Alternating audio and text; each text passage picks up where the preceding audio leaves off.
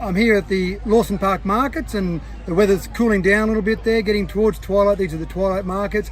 And I've just been having a discussion with Helen around the state government, obviously, because that's what I talk to everyone about. But Helen, just tell me your general thoughts at the moment on the state government and where you see them sit and how you think they've been going. I thought they were going okay until the whole Stadia thing happened, when everyone's saying, well, not quite everyone, unfortunately, is saying we don't want new Stadia. You know, one's only been up for 20 years. And the Premier is basically saying, no, we're going to knock the 20-year-old stadiums down, we're going to build new ones, and the money really needs to be on other things. I worked for 20 years in state government, and we really need, more money going into hospitals, we need more money going into schools.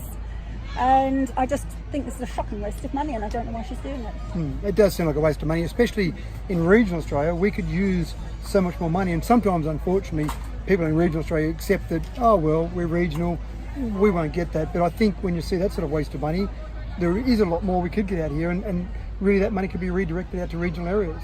Yeah, I mean, I represent one of our local equestrian groups, and we use the local showground, and as I understand it, that there is money, can be money, state money available through grants for local councils. And we've got our grandstand is condemned and hasn't been used for 2 years. And council doesn't even have money to build a new grandstand on the showground. So there's basic facilities. We don't have an art gallery. I mean, there's talk of an art gallery. We don't even have an art gallery. So there's so much that we're not getting out here, and it just seems that they've forgotten. Sydney, if you go out beyond the Hawkesbury, Sydney does not know anything once you've crossed over the bridge. I think they think you fall off the end of the world or something. I don't know. There's a certain amount of irony in the fact that the local showground needs a new grandstand.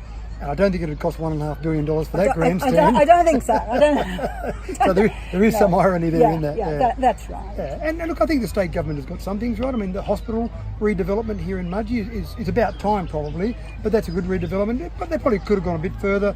A CT scan machine, for example, I think would be great. I've heard a lot of people talk about that.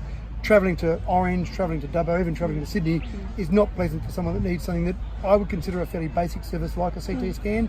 So they're getting there with that, but again, they could have gone further. Well, I had quite a nasty fracture of my hand, which was a workplace incident some years ago, and I had to go to the fracture clinic in Dubbo, and by the time you've driven there, waited for your appointment, seen the specialist, gone to physio, come home, that was basically an entire day. Whereas if there was a fracture clinic in the hospital, which as far as I know, there isn't going to be. You could have had all that done in under an hour. Yeah. And it is certainly a common theme I've heard.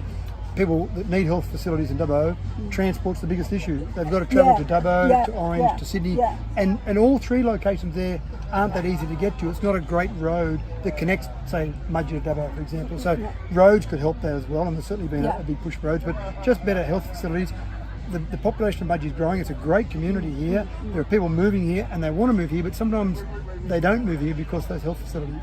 Yes, and I don't know, Mudgee had great growth over the last sort of 10-15 years with the mines. Now that's slowed down, and I don't know that Mudgee's population is forecast to grow hugely in the next little while. So basically, there's things that we don't have that we do need.